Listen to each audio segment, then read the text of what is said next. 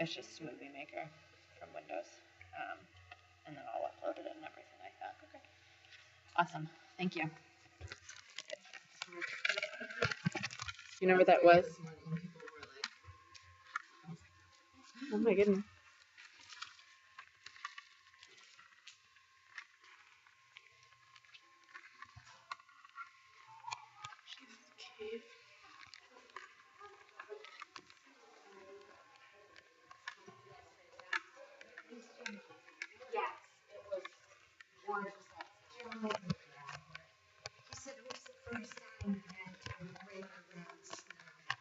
Oh, yeah, we had 2 snow piles.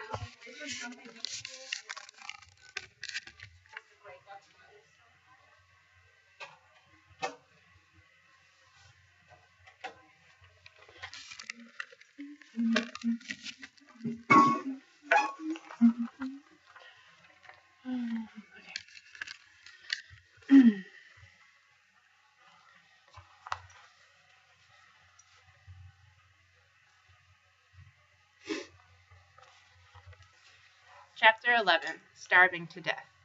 When I wake up the next morning, the fire is out. I poke around in the ashes with a stick. They look exactly the way I feel, cold and gray. They look so pathetic I want to light the fire again, but I don't. I only have 9 matches left. Besides, what good will a fire do? Even if I get one started, which is doubtful because for some reason everything is all wet, I don't think I'd feel as wonderful as I did last night. I'd still be hungry and lonely. I haven't even seen my family in 2 days and 2 really long nights. It's breakfast time. I wonder what they're doing. Is Dad looking for his glasses? Does anybody tell him they're on top of his head and laugh when he puts them on upside down? Is Ginia using the side of the toaster for a mirror? Does anybody tease her so she'll stop being so vain? Is Mom making oatmeal? Does anybody tell her to stop talking about the different kinds of perspective and stir it so it won't burn on the bottom again? Are there 4 blue bowls on the table? Or did Mom only put out 3? I hope someone gave them the note I left for them along the trail. They must have been really surprised to see that picture I drew of Arp and me hiking. I hope they know we're absolutely fine, except for being hungry. Art comes over, wagging his tail like he's glad to see me. Only I know that to him, I'm not a unique human being with special ideas and powerful feelings. To him, I'm a food dispenser, or I'm supposed to be. This is the food we have left. 2 carrots, a package of slimy tofu, a bag of mushed grapes, 2 granola bars, and the weird bits of dried fruit from the trail mix. I refuse to count the potato chip crumbs that cling to the empty bag. That would be totally depressing. I give us each a carrot and a granola bar. Arp gobbles his up quickly. That reminds me of Ginia's fast food diet. She believed that if she ate fattening food fast enough, it couldn't stick to her thighs. But dogs aren't supposed to be on diets. After Arp eats, he looks at me and wags his tail. He cocks his head to one side. His ears perk up. He puts his paw on my knee. He's so cute. Or he would be cute if I could walk over to the cupboard and get him a dog biscuit. Sorry, Arp, but this is my breakfast. You had yours already. He cocks his head the other way and barks while I eat my carrot and my granola bar. It isn't a vicious bark. Still, I wonder what he would do if he got really, truly hungry. After all, he's an animal that used to be a wolf. We better get going. I don't even want to think about how many more miles to Mount Greylock and how many steps my poor aching legs have to take before we get there. I put my shoes back on my aching feet. Now I have a hole in my sock. When did that happen? I try to rearrange it so the hole isn't right over the sore spot, but this is hard because the hole is the reason there's a sore spot. I stuff the blanket in my backpack. I make sure the matches are in my pocket.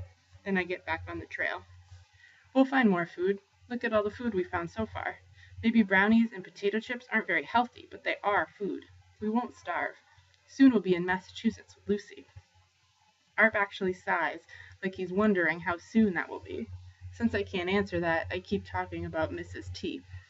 Mrs. T isn't the cookie baking type of grandma, but she loves to eat, so there will be food. There must be Chinese takeout in Massachusetts. Don't you worry. Only Arp isn't the one who's worried. After all, he's a dog. He doesn't have a yucky voice in his head. What about water? You only have 1.5 bottles left. What if you go crazy from thirst and drink from a puddle and get poisoned by frog pee? We walk and walk. Birds are singing. Little drops of water decorate the spider webs that hang across the trail. A soft gray mist fills in the gaps between the trees. When the sun gets high enough to peep through the leaves, it makes rays of pure gold. I'm trying to ignore the yucky voice and enjoy the scenery. If Mom were walking with me, she would say, "Oh, Megan, isn't it magical? Just like an enchanted forest." If Dad were here, he'd tell me the reason for the little drops of water. If Ginnia were here, she'd tease me about my frizzy hair. But since I'm walking by myself with a dog who isn't very good at conversation, I can't think about anything except food. "Hey, Art, look how loose my shorts are. Isn't this a great diet we're on?" He doesn't say anything. He won't even look when I lift up my shirt to show him the space between my skin and the waistband. By 10 o'clock, the mist and golden rays are gone, and the magical forest is the same old woods.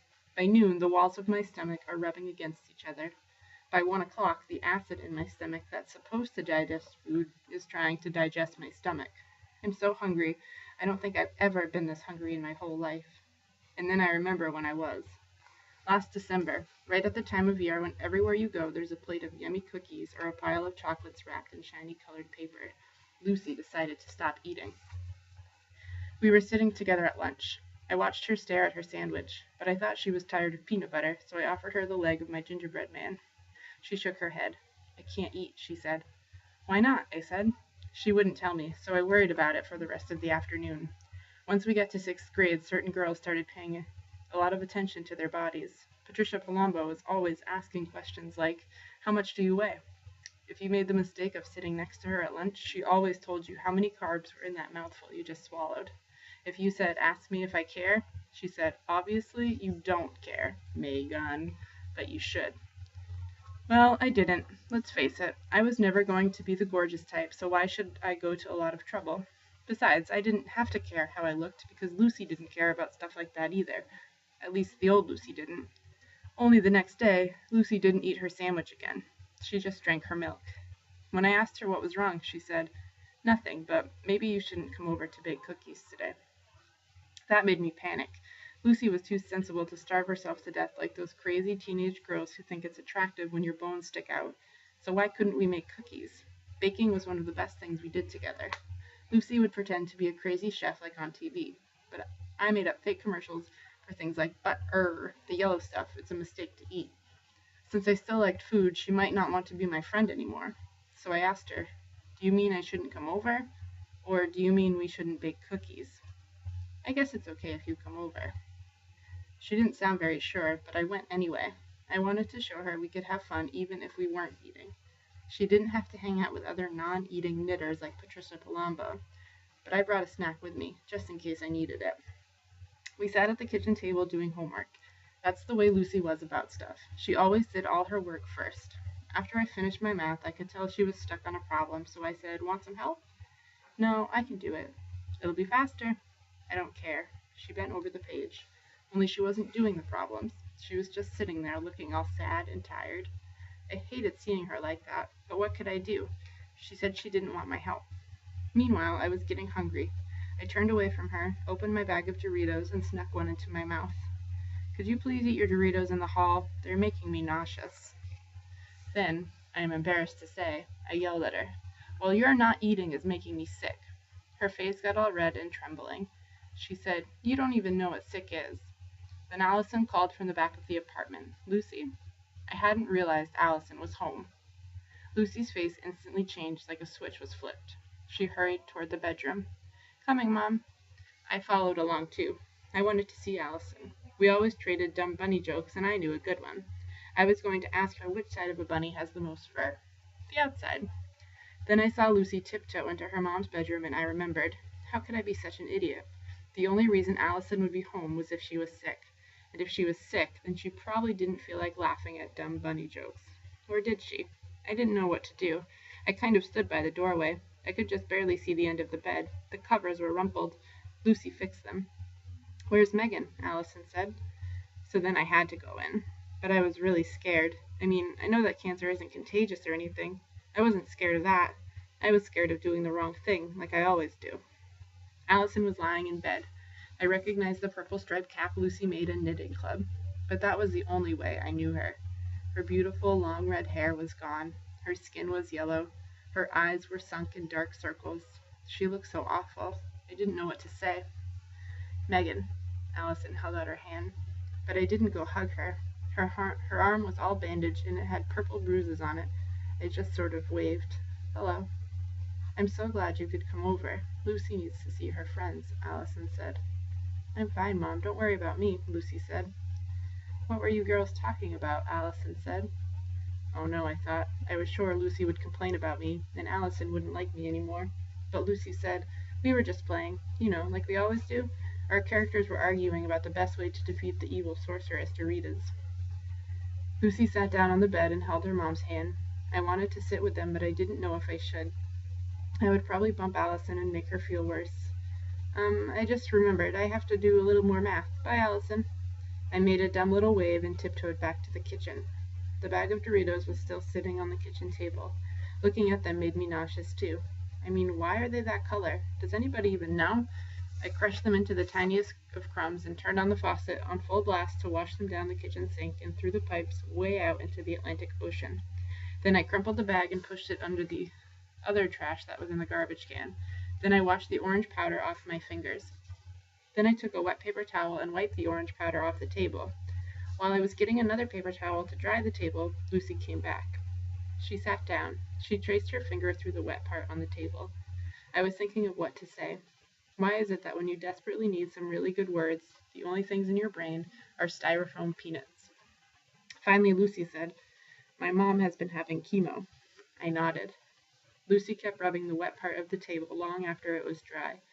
Suddenly, I had a news flash. Is that why you're not eating? Lucy nodded. Mom can't eat anything. The drugs they gave her don't help. The chemo still makes her throw up. But it's supposed to make her better. It's a poison, Megan. It makes her better by poisoning the cancer and her stomach and her hair. I started to cry. Lucy shushed me. She'll hear you. She hates people feeling sorry for her. So I hugged Lucy because I wanted her to hug me. Why didn't you tell me? You know how you get, Megan. Actually, I did not know how I get.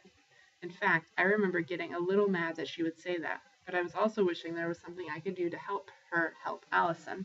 So I said, I won't eat anything either until your mom can. Oh, Megan. Lucy hugged me tighter. I kept that promise. I had thrown away the Doritos. At dinner, I pretended I had an upset stomach. Actually, that wasn't hard, since Mom had made beans and rice again, like she always does when she's too busy painting to go to the store. Skipping breakfast was harder to get away with, but I kept Mom from noticing my bowl was full of oatmeal by asking her if art should be mandatory in public schools. By lunchtime, I was starving to death. I'm not kidding. I almost fainted on the way to the cafeteria. I felt so noble and loyal, not eating anything with Lucy. We each sipped our milk. Then she left to go to the bathroom, and I was there all by myself. I looked in the brown paper bag just to see what Mom had packed for me. Not that I was going to eat it or anything. After all, I had promised Lucy. Luckily, it was a disgusting egg salad sandwich on whole wheat bread, so I wasn't even tempted. I picked a little at the crunchy stuff on the crust that normally I would never ever eat. And that's when I decided that eating food I didn't like didn't really count as eating, since the main idea was to suffer like Allison. If I ate egg salad with those mysterious pieces of green stuff, boy would I be suffering. So I gobbled up every last bit of it. When Lucy came back, I saw her stare at my crumpled up paper bag. Lucy, I had an idea. You know how we aren't eating because of your mom? Lucy sighed. Well, if the point is to suffer like your mom.